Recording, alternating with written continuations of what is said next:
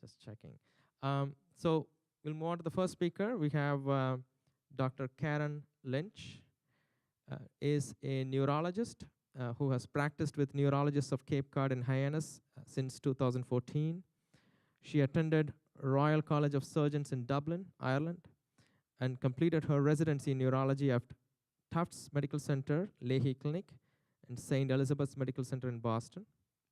She also completed a fellowship in neuromuscular medicine at Brigham and Women's Hospital, Mass General. Dr. Lynch is certified by the American Board of Psychiatry and Neurology in neuromuscular medicine.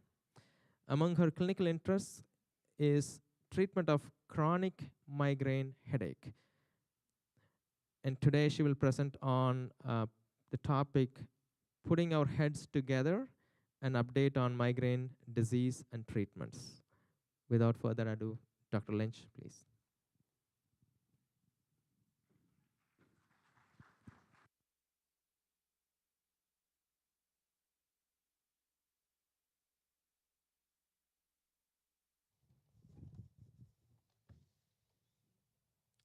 Good afternoon, everyone. Can you okay? Okay. And now I think we've got it. Great. Well, thanks for coming out today. As part of neurology, one area of pain, obviously, we think about is brain pain, and migraine being the most common cause of that, although there are lots of different reasons for headaches. Some of which are concerning. Today we'll be talking about migraine and just an education on that, as it's the most common cause of headache, and particularly chronic headaches. So let's start. So migraine prevalence is extremely common, probably more common than we lay people, and also I think primary care physicians sometimes think about, because I often see so much misdiagnosis for many years before patients really get to a neurologist. And this number is probably a little bit higher now, but about 26 million patients in the US over the age of 18 suffer with some form of migraine. It might be chronic or episodic, but have had a migraine headache. And in 1 in 4 households will also have experienced somebody who's had a migraine. So extremely common. It doesn't mean that they all end up with neurology or even seeking medical care, but many patients will have an experience with it.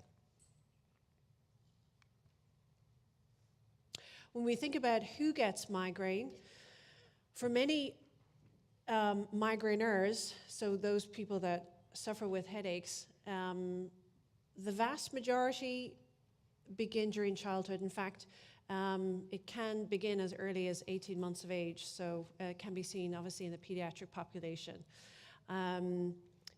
Many, and almost half of them, will occur before they're 16, and particularly then after 16, when girls start getting their period, then there's a real separation between men and women, with a 3-fold increase in the number of women compared to men. So during those reproductive years when there's hormone changes, so a strong tie with hormones.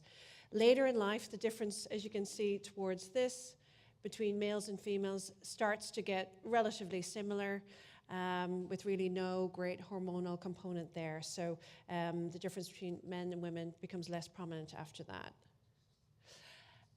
As Dr. Siddhartha talked about, pain can have huge consequences both on the patient themselves, but also society in large. The economic burden, particularly of migraine here, can be quite pronounced. Some statistics here about how much is lost just when we think about employment. These are obviously happening a lot in people who are still working and active in school, so it has quite a significant impact. We also think about the medical costs as well of going to the ER if there's an acute event, so can be quite pronounced. This also just is another nice graph that I like to show, because it just illustrates that over 50% of migraines can occur during the typical work day. So again, impacting patients being less productive when they want to work, or maybe not being able to go through work when they have a migraine and having to have absenteeisms and so forth. Well, now I've talked a bit about who gets migraine and how it's impacted. I mean, what is migraine? Migraine is a specific disorder, and I think it's been misunderstood for many years, where many patients come in and they say, oh, I just have headaches, or they didn't realize enough about the diagnosis to know that it's a particular disease entity. So essentially, you may have migraine if you have a significant headache that lasts a prolonged period. So they usually have to last around 4 to 72 hours. So minor headaches wouldn't really classify. Generally, the pain is unilateral, meaning on one side, and it often will be on the same side every time. So it's got a stereotypy to it. There's a throbbing, pulsing pain to it, most commonly. It's worse if you move or try to work out. And it's generally classified moderate in its severity or severe. So I tend to say that would be a pain scale of 5 if the worst pain you're having is 10. But, you know, obviously everyone's a little bit different, but a significant, impactful pain. Generally, there's usually one other associated symptom with this, and it's either nausea, vomiting, or sensitivity to light or sound. And so you need that combination. That's particularly what the neurologist or the primary care physician is looking at to see, do you have that particular disorder, because it's treated specifically. And this is the International Headache classification. Unfortunately, despite somewhat of the clear diagnoses and classifications that we have as providers, many patients remain undiagnosed. Unfortunately, I think they've chalked it up to sinus headaches. I hear that all the time, or tension-type headaches. And it's only when they start to get in front of a medical professional that becomes more obvious that there's other neurological features to theirs. That's why it is important, if it's bothersome, that it's discussed with a healthcare provider so we can get to the diagnosis clearer. This is sort of what I was alluding to, that the vast majority of headaches that you present with to a physician, so headaches that are making you complain, that are impacting, the vast majority are usually migraine. There's a very small subset that are other diagnoses. So people do worry about, do I have a brain tumor? Do I have an aneurysm? But they're a very small amount. And the vast majority of patients do reach criteria for migraine. Tension-type headaches, as you see here, is a tiny sliver, although I see many professionals and patients talk about tension type all the time, but it's actually relatively rare. Tension type, we think about maybe a low-grade headache across the temples, it's nagging, it doesn't bother you, you might take a Tylenol or something like that. But the most common reason for those is eye strain, grinding your teeth, hydration, caffeine, things like that. So very uncommon really to have pure tension type headaches. So again, these are kind of the criteria that you sort of think about. If you might have migraine, it's on one side, it's got this throbbing sensation. Aggravation if you go about normal activities, or even, you know, definitely if you exercise, it gets worse, then that's an issue. And then if you have any other neurological symptoms. So as I was talking, and this sort of ties it back to what we think about getting the diagnosis is important because you need to find the right treatment. It's a clear biological disorder, and you know, very much like something you would think about with asthma or diabetes. There's a biological response that we figured out. There's genetic components to it, and so patients will have a very particular subset of stages that they go through with migraine. So it's you know, very well classified. And just very different than any other types of headaches. It's a disorder of the nerve cells in the brain and blood, although really the mechanisms of it, unfortunately, are still not clearly understood. There's so many pathways that are interacting, hence why it's taken such a long time to get medications. And so even now, in a condition that 1 in 4 households have, we really don't have a huge amount of beds for it. Which contrasts to those other diagnoses like asthma, rheumatoid arthritis, and diabetes, where there's a huge armamentarium of medications, and yet this is just as common. But that's in part the complexity of it and the difference in how it presents from one patient to the next. So why does it happen? We do believe it starts in the brain. Many patients will go through phases of migraine. Often the first phase can be visual phenomenon, so it does start in the brain itself, and then it moves forward to start to activate pain responses and vascular responses that then cause the head pain component. But many patients just have neurological symptoms and not pain, so it really is a brain disorder, and that's important for patients to realize that it's not just a headache. This graph just illustrates what can go on in a migraine. Even a few days before the headache component, patients can have multiple different symptoms. It can be fatigue, discomfort, visual changes, changes in diet, nausea, and then during the headache component, that's when you get what they feel like their migraine is, and they classify it as that headache.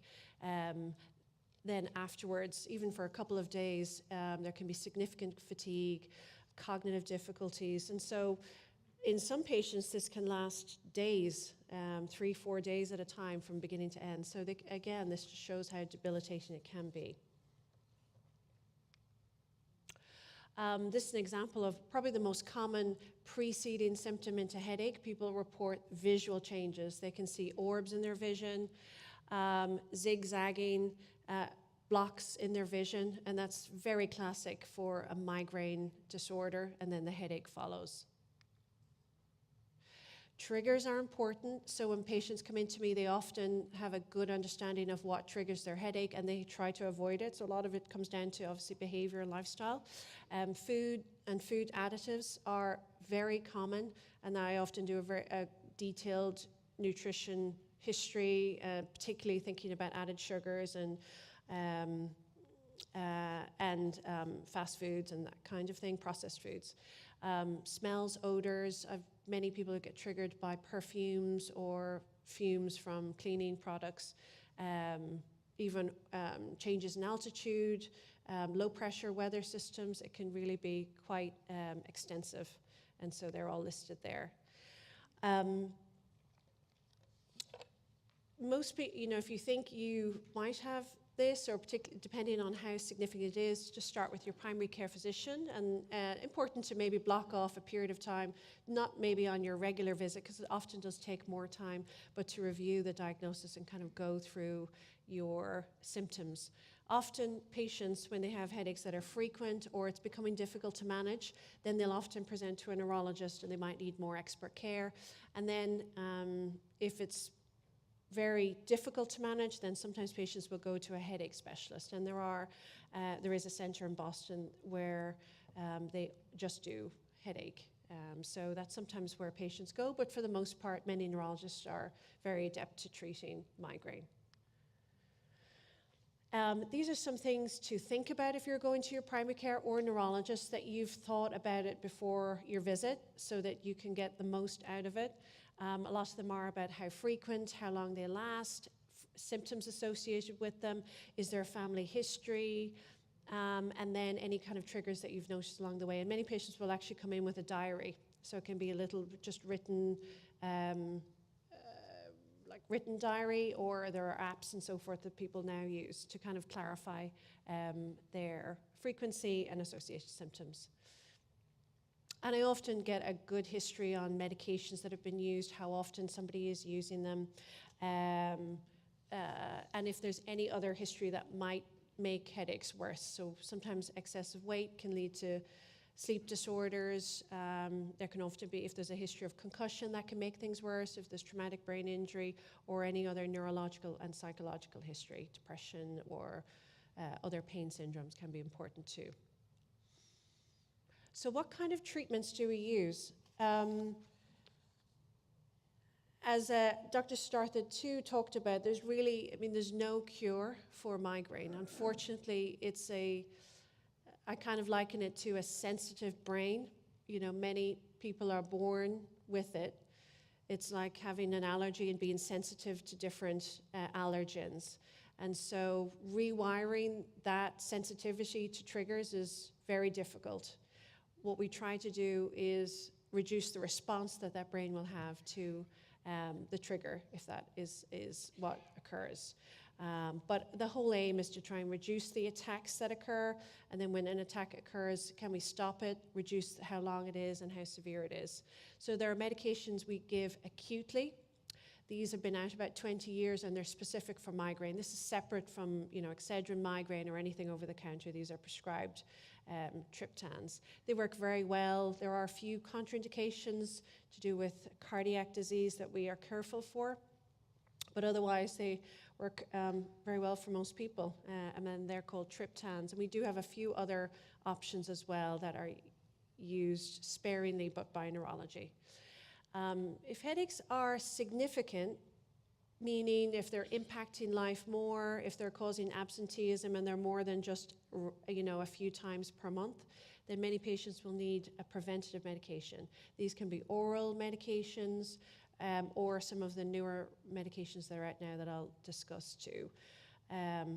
For the most part, many migraineurs will be those episodic, meaning they'll have could be a few a year or 1 or 2 a month or around a period in the case of young women.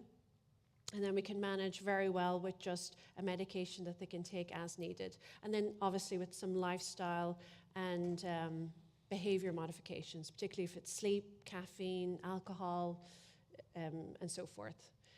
But probably I see more of the chronic migraineurs, those who have over 15 days of headache a month, which seems like a lot, but many do, unfortunately.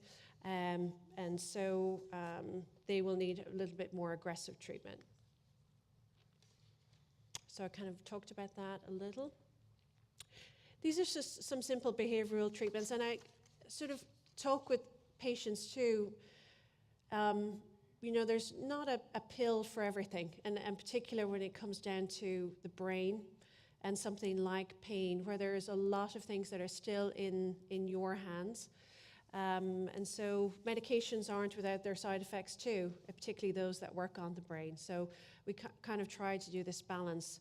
And so a lot of my interactions too are counseling about other aspects, getting exercise, sleep, looking at diet, sometimes getting maybe psychology or psychotherapy on board if there's a significant stress component that's going to be difficult for any migraine pill to manage. That's a lifestyle. So there are various things that I try and encourage the patients to take control of, because this will be something they'll live and have throughout probably most of their life. So it's getting to know their condition and managing it very effectively, and not always maybe thinking about pills or medications being the only option. These are a couple of things that are, hormones, but just improving the success, again, in partnership with the physician. All of these are well-established triggers, and so when patients start getting education about it, then it becomes very obvious when they start doing their diary that they realize what might be triggering, and just removal of that can be wonderful. And I work too with the allergists to manage those triggers as well. When we think about chronic migraine, those who have significant headaches over 15 in a month, we use Botox now, and this was discovered in the early 90s. Now, it's been used for a long time in neurology. In fact, it was used first in children who had squints, and I use it for lots of different neuromuscular conditions, which I'll talk in the next one, but cosmetic Botox has been around a long time for furrows and lines. So in California, a physician who noticed that many of the patients that he was coming in, getting their cosmetic Botox, were obviously women, and a lot of them were also prone to migraine just by virtue of the population curve, and they were reporting improvement in their headaches with their treatment. Now, it was obviously out of pocket, so Botox and Allergan got on board and did a number of very good trials, 2 trials which showed improvement to the point now where that's been FDA approved since 2010. So I use this a lot for migraine, and it's better for those who have significant headaches, meaning over 15 days or more, but works extremely well. These are other conditions that we use Botox for, so it's very well known. A lot of safety behind it, and administered by pain physicians and neurologists for headache, it can be extremely effective. So it's been wonderful for my patients. These are the sites that we give it to. So it's a strict number of sites done by the trial at a specific protocol, and it's given every 12 weeks. It's less than 5 minutes. In the trials, over 50% of patients had a greater than 50% reduction in their headaches, and a quarter, and I probably see a little bit more, but a quarter had over a 75% reduction. So quite astounding, particularly if you get the right diagnosis. So it can be remarkable for patients. There is a lot of media and advertising on the newer medications that have come out for migraine, and in fact, it's a very exciting time for neurologists and migraine physicians, because for many years, before the acute medications and before Botox, there really isn't anything else specifically for migraine. All the medications we've had for years have been what we've repurposed from epilepsy and depression. So it's been nice to have specific treatments. They all came out last year. So there's a swath of 3 new medications, and there's more trials coming out. So it's an exciting time. These particular medications are targeted against one particular cascade of pain pathway, and we give them once a month as a sub-Q, so under the skin. It works very well. I tend to use them for patients who have less than 15 headaches a month, who are maybe high frequent and can't tolerate the other medications. And particularly for my younger population,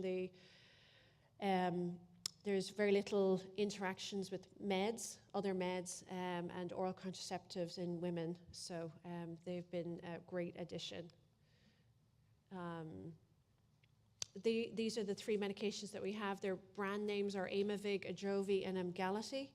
A lot of medications now are moving towards these sub-Q antibodies. So that's this newer designer therapy. So I'm getting good results. Obviously, they're still early stages of these drugs.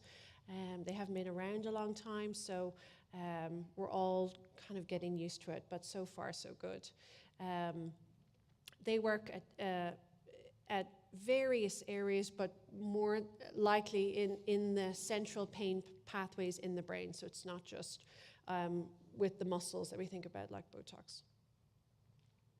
So just to review some migraine myths to take home with, because there's been no specific medication for many years, many patients and physicians, I think, just thought, well, there's not much we can do about this, and this is, this is it. And I think so many patients, I've started treating patients in their 70s, and it's hard to see that they've gone through all of their life with a debilitating headache that then becomes so treatable that late. But I think that's kind of where patients accept and don't maybe talk about it because they've just been told it's their head and it's a headache.